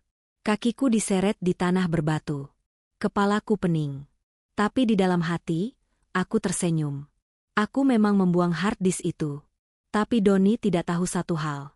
Sebelum kami keluar dari villa, saat Satria sibuk membuka brankas, aku sempat memotret isi buku catatan itu dengan ponsel sekali pakai yang kusembunyikan di balik braku. Dan saat di hutan tadi, saat sinyal ponsel sempat muncul satu bar, aku sudah menekan tombol send ke email redaksi 3 stasiun TV nasional. Mereka menangkapku. Satria mungkin sekarat. Tapi perang ini belum berakhir. Aku menatap langit malam yang tertutup dahan pohon, saat tubuhku dilempar masuk ke bagasi mobil SUV yang sempit. Bertahanlah, Satria. Aku datang, bisik batinku sebelum kegelapan total menyelimuti saat pintu bagasi ditutup. Kegelapan di dalam bagasi mobil SUV ini terasa seperti peti mati yang berjalan. Tubuhku terombang-ambing setiap kali mobil menghantam lubang jalan. Bau karet ban cadangan dan asap knalpot yang merembes masuk membuat perutku mual, tapi aku menahan diri untuk tidak muntah. Muntah berarti suara, dan suara berarti mereka tahu aku sudah sadar. Tanganku terikat kabel ties di depan dada, sebuah kesalahan fatal dari anak buah Doni. Mereka mungkin berpikir perempuan sepertiku tidak berbahaya, jadi mereka tidak mengikat tanganku ke belakang. Mereka meremehkan apa yang bisa dilakukan seorang istri yang baru saja kehilangan segalanya. Dengan susah payah, aku menggeser posisi tubuhku yang nyeri. Tulang rusukku terasa memar akibat tamparan Doni tadi. Di dalam kegelapan yang pekat, jari-jariku meraba ke balik sport bra yang kupakai. Ponsel sekali pakai itu masih ada di sana. Hangat menempel di kulitku. Aku menekan tombol samping untuk menyalakan layar. Cahaya redup menyinari wajahku. Jantungku mencelos saat melihat notifikasi di layar. Pengiriman email gagal. Sinyal tidak ditemukan. Sial. Hutan pinus tadi benar-benar area blank spot. Foto bukti kejahatan Doni belum terkirim ke media. Artinya, tidak ada bantuan yang akan datang. Tidak ada tim berita, tidak ada polisi propam. Aku sendirian. Mobil mulai melambat, lalu berbelok tajam. Suara kerikil di bawah ban berubah menjadi suara aspal halus, lalu bergema. Kami masuk ke dalam ruangan tertutup. Garasi, gudang, mesin mati. Suara pintu mobil dibanting. Bereskan Satria dulu di ruang 3. Pastikan dia bicara di mana backup datanya sebelum kalian habisi. Terdengar suara Doni Damara yang berat memberikan perintah. Perempuan ini taruh di ruang administrasi. Saya mau urus dia pelan-pelan nanti. Satria masih hidup. Kabar itu menyuntikkan adrenalin baru ke dalam darahku. Rasa sakit di sekujur tubuhku mendadak tumpul. Otakku bekerja cepat, memutar kembali memori-memori kecil selama 3 tahun terakhir. Satria pernah mengajariku cara membuka simpul mati saat kami main pramuka-pramukaan dengan keponakan. Satria pernah menunjukkan titik lemah di pergelangan tangan manusia saat dia memijat tanganku yang pegal. Satria selalu bilang, senjata terkuat itu bukan pistol, ZY, tapi kejutan. Pintu bagasi dibuka kasar. Cahaya lampu neon menyilaukan mataku. Keluar, Nyonya, seorang pria bertubuh gempal menarik lenganku. Aku berpura-pura lemas, membiarkan tubuhku jatuh menimpa pria itu. Aduh, berat banget nih cewek, keluhnya sambil mencoba menegakkan badanku. Saat itulah aku melihat peluang. Di pinggang pria itu tergantung sebuah cutter besar, alat standar untuk memotong tali atau kardus. Jalan, bentaknya sambil mendorongku. Kami berjalan melewati lorong bangunan tua yang lembab. Ini sepertinya bekas pabrik tekstil yang sudah ditinggalkan. Dindingnya berjamur, air menetes dari pipa-pipa berkarat di langit-langit. Kami sampai di sebuah ruangan kantor kecil dengan dinding kaca pecah. Dia mendorongku masuk ke kursi kayu. Jangan macam-macam. Bos datang 10 menit lagi, ancamnya, lalu berbalik untuk mengunci pintu. Aku tidak menunggu 10 menit. Mas, panggilku lirih, memasang wajah paling memelas yang bisa kubuat. Saya mau pipis. Tolong saya nggak tahan. Pria itu berdecak kesal. Halah, banyak alasan. Tahan. Beneran, Mas. Kalau saya pipis di sini, nanti bos Mas marah ruangannya bau pesing. Lagian tangan saya diikat, saya nggak bisa ngapa-ngapain. Logika sederhana itu bekerja. Pria itu mendengus, lalu berjalan mendekatiku dengan wajah meremehkan. Awas kalau nipu. Dia tidak tahu, saat aku jatuh menimpanya di bagasi tadi, aku sudah berhasil mencopet cutter dari pinggangnya dan menyembunyikannya di dalam lengan kemeja flanelku yang panjang. Saat dia membungkuk untuk menarik lenganku berdiri, aku bertindak. Aku bukan pembunuh bayaran seperti Satria. Aku tidak tahu cara membunuh. Tapi aku tahu cara menyakiti. Dengan tangan terikat yang memegang cutter, aku menyabetkan pisau tajam itu sekuat tenaga ke arah paha dalamnya, area yang tidak terlindungi otot tebal. Shred! Arg! Pria itu menjerit, mundur sambil memegangi pahanya yang langsung memancarkan darah segar. Dia kehilangan keseimbangan dan jatuh menabrak lemari arsip. Aku tidak membuang waktu. Aku berlari menabraknya, menginjak dadanya dengan sepatu ketsku, lalu memukul kepalanya dengan stapler besi berat yang ada di meja. Sekali, dua kali, dia pingsan. Napas memburu, aku menggunakan cutter itu untuk memotong kabel ties di tanganku. Tanganku bebas. Aku mengambil pistol yang terselip di pinggang pria itu. Pistol itu berat dan dingin.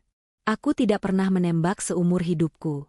Tapi malam ini, aku akan belajar. Aku mengambil ponselnya, mencari sinyal.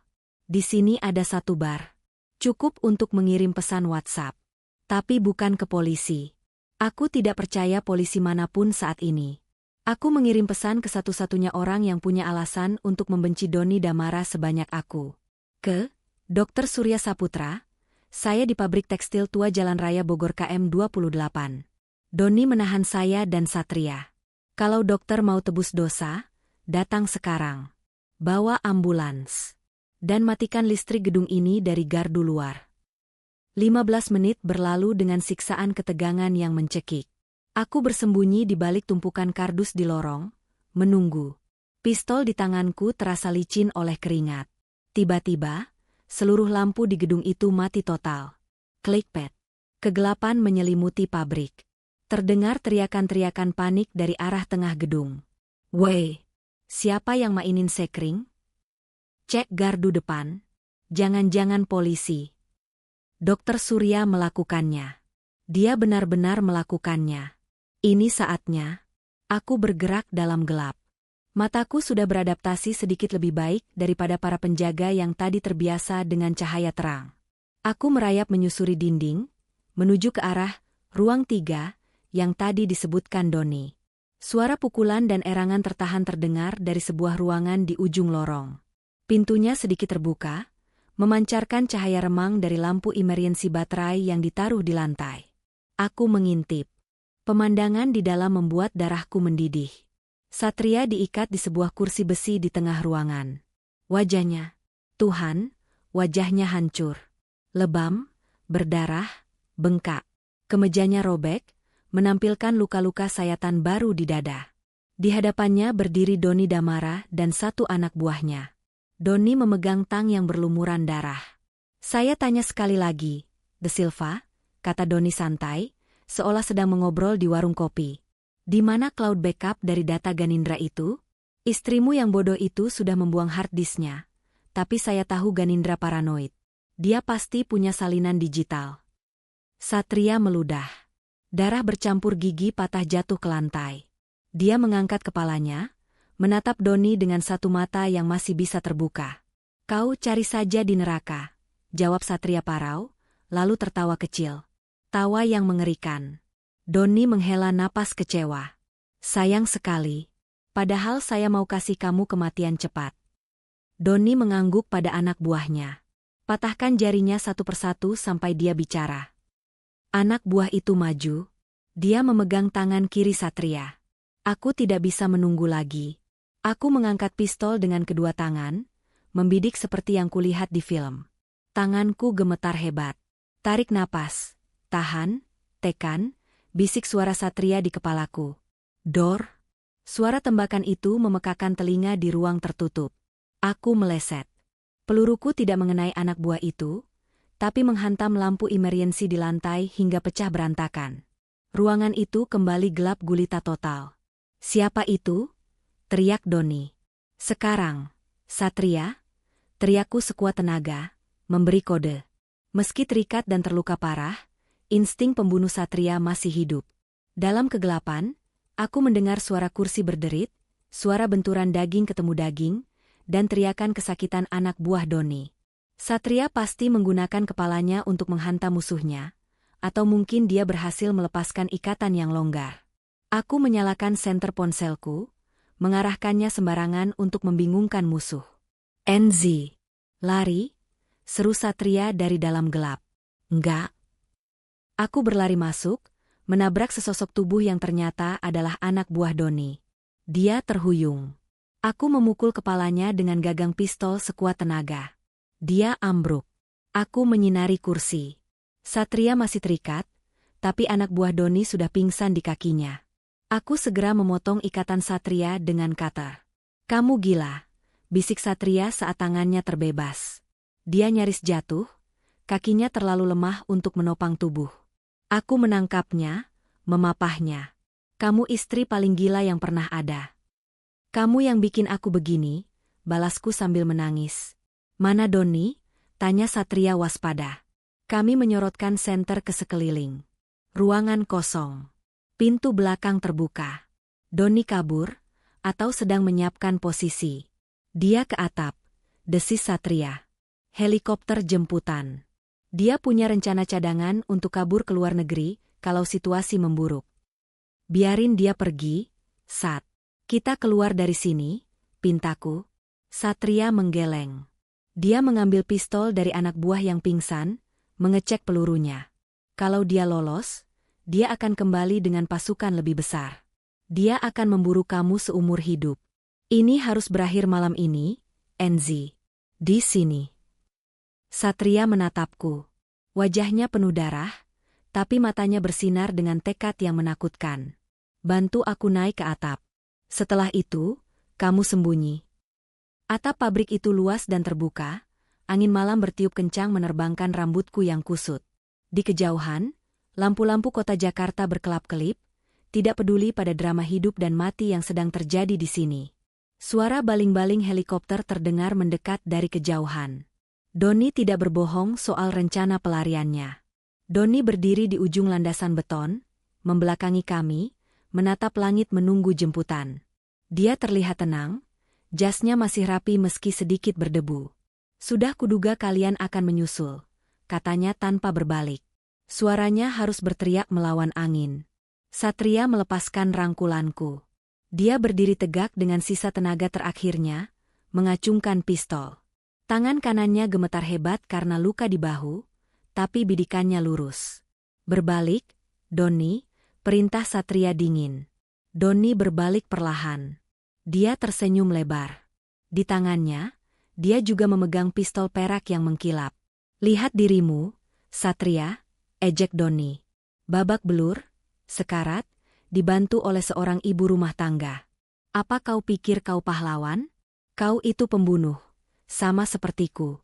Bedanya, aku dibayar oleh negara, kau dibayar oleh penjahat. Setidaknya aku tidak mengkhianati negaraku sendiri," balas Satria. "Negara?" Doni tertawa. "Negara ini butuh uang, Satria. Uang Ganindra memutar roda ekonomi lebih cepat daripada pajak rakyat. Aku cuma pelumas." Suara helikopter makin dekat. Lampu sorotnya mulai menyapu atap. "NZ," Doni menatapku. "Tawaran saya masih berlaku. Ikut saya. Tinggalkan pecundang ini. Kamu punya bakat. Tadi caramu melumpuhkan anak buahku, impresif." Aku melangkah maju, berdiri di samping Satria. Aku menggenggam tangan kirinya yang bebas. "Aku lebih memilih mati sama dia daripada hidup sedetik pun sama kamu," kataku lantang. Wajah Doni mengeras. "Pilihan yang bodoh." "Dor." Doni menembak tanpa aba-aba. Satria mendorongku ke samping. "Awas." Peluru itu mengenai paha Satria.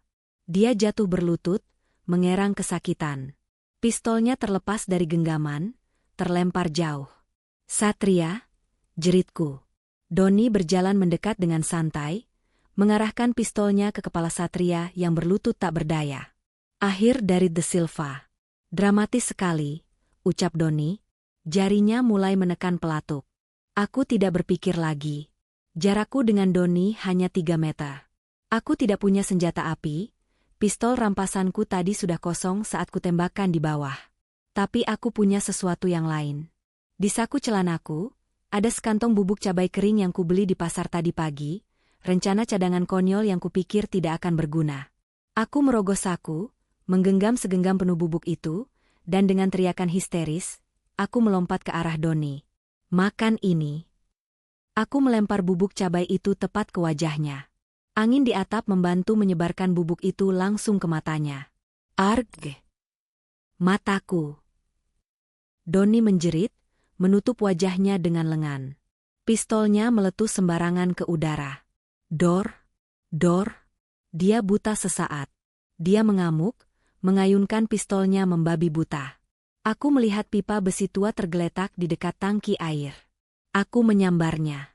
Beratnya luar biasa, tapi adrenalin memberiku kekuatan raksasa. Saat Doni sibuk mengucek matanya yang terbakar, aku mengayunkan pipa itu sekuat tenaga ke arah lututnya. Krak! Suara tulang patah terdengar mengerikan. Doni ambruk, menjerit lebih keras. Dia jatuh berguling, pistolnya terlepas. Aku tidak berhenti. Aku memukul tangannya yang mencoba meraih pistol. Aku memukul bahunya. Aku memukul punggungnya. Semua kemarahan 3 tahun ini, rasa ditipu, rasa takut, rasa kehilangan, aku tumpahkan dalam setiap ayunan pipa besi itu. Ini untuk suamiku. Buk. Ini untuk Dokter Surya. Buk. Dan ini untuk aku. Buk.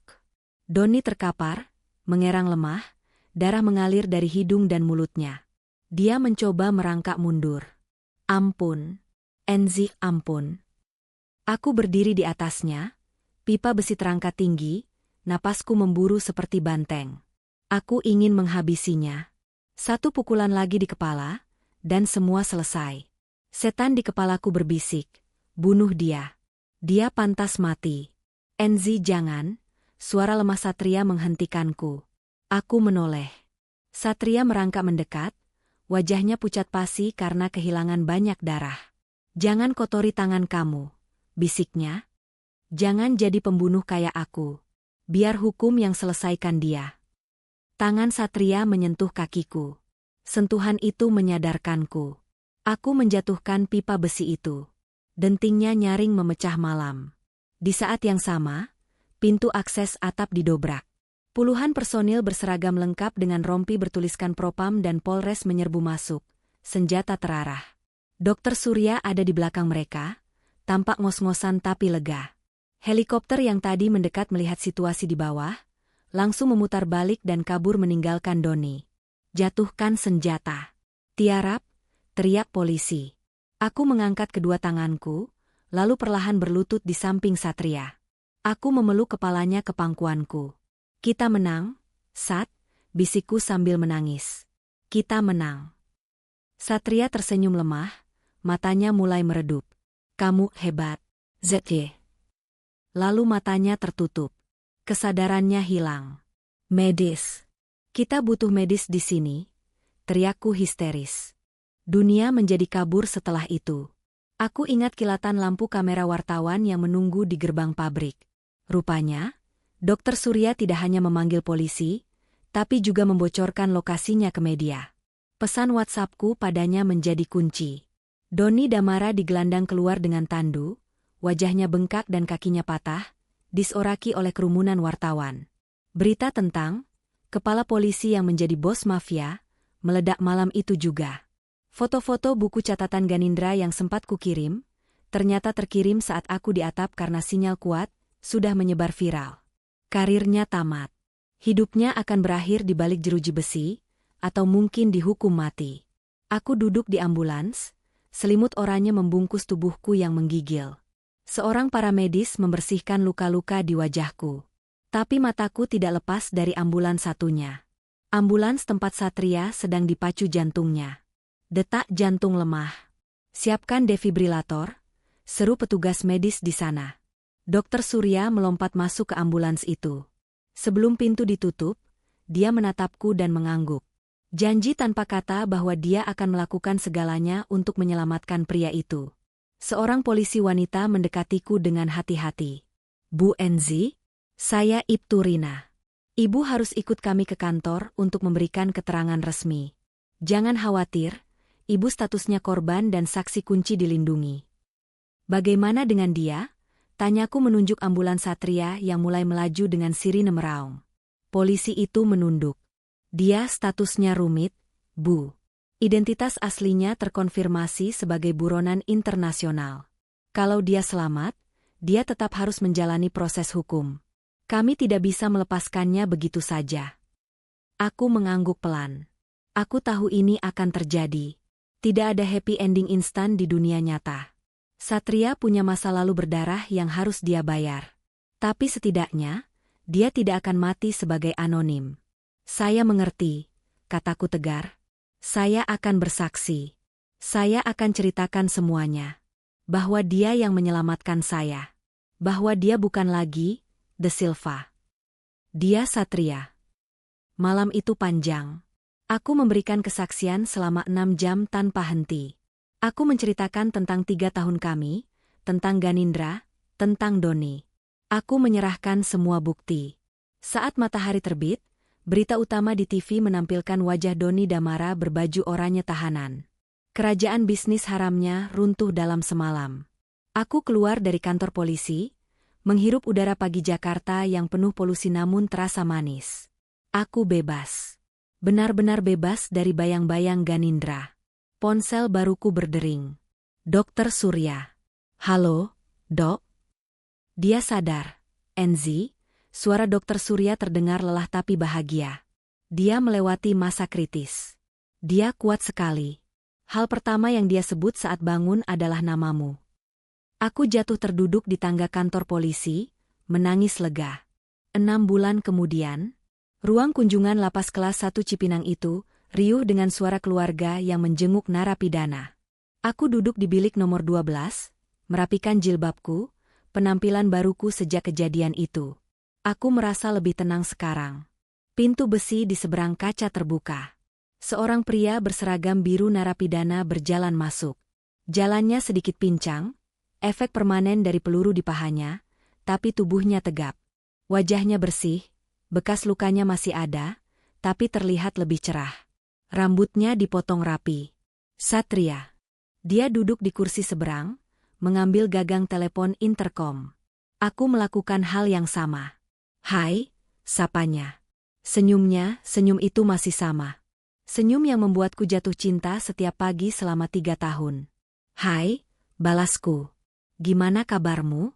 Kakinya masih sakit. Lumayan kalau hujan. Dia terkekeh. Tapi aku kerja di perpustakaan lapas sekarang. Nggak perlu banyak jalan. Aku banyak baca buku. Ternyata aku suka novel detektif. Ironis, ya? Kami tertawa kecil. Tawa yang ringan, tanpa beban rahasia. Berita tentang kamu masih rame, kataku. Pengacara bilang, dengan kesaksianku dan bantuan Dokter Surya, ditambah jasamu membongkar jaringan Doni, kamu mungkin dapat remisi besar. Vonis 15 tahun bisa turun jadi 8 tahun kalau kelakuanmu baik. Satria mengangguk. 8 tahun itu lama, ZY. Kamu masih muda. Kamu cantik. Karir desain grafis kamu baru mulai lagi. Dia menunduk, jarinya memainkan kabel telepon. Kamu nggak perlu nunggu aku. Serius. Aku cuma mantan pembunuh yang lagi tobat. Kamu pantas dapat yang lebih baik. Aku menempelkan telapak tanganku ke kaca pemisah. Lihat aku, Satria, pintaku. Dia mendongak, menatap mataku. 3 tahun lalu, kamu dikasih kesempatan kedua sama Tuhan buat jadi orang baik. Kamu pakai kesempatan itu buat nyintai aku dengan tulus, walau nyawa taruhannya. Sekarang, giliran aku. Aku tersenyum lembut. Aku udah jual rumah lama kita. Terlalu banyak kenangan buruk. Aku beli rumah kecil dekat sini. Tiap minggu aku bakal datang. Tiap bulan aku bakal kirim buku baru. Dan 8 tahun lagi, aku bakal berdiri di depan gerbang itu buat jemput kamu. Mata Satria berkaca-kaca. Dia menempelkan telapak tangannya di kaca, tepat di seberang telapak tanganku. Seolah kami bersentuhan. Kenapa? Tanyanya parau. Karena kamu bukan Ganindra, jawabku mantap. Dan kamu bukan Silva. Kamu Satria. Suamiku. Dan kali ini, kita mulai semuanya dengan benar. Tanpa kebohongan. Petugas sipir mengetuk pintu, memberi tanda waktu habis. Waktunya balik, Mas, kata petugas itu. Satria berdiri. Dia menatapku lekat-lekat, merekam wajahku dalam ingatannya untuk bekal seminggu ke depan. Aku cinta kamu, Enzi, ucapnya tanpa suara dari balik kaca. Aku juga cinta kamu, balasku. Dia berbalik dan berjalan pincang menuju pintu besi. Sebelum menghilang di balik lorong, dia menoleh sekali lagi dan melambaikan tangan. Aku meletakkan gagang telepon. Aku berjalan keluar dari penjara menuju sinar matahari yang hangat. Langkahku ringan. Tidak ada lagi ketakutan. Tidak ada lagi monster di balik cermin. Yang ada hanya masa depan yang, meski harus ditunggu, layak untuk diperjuangkan. Cerita kami mungkin dimulai dengan tragedi dan kebohongan, tapi akan berakhir dengan kejujuran. Dan itu sudah lebih dari cukup.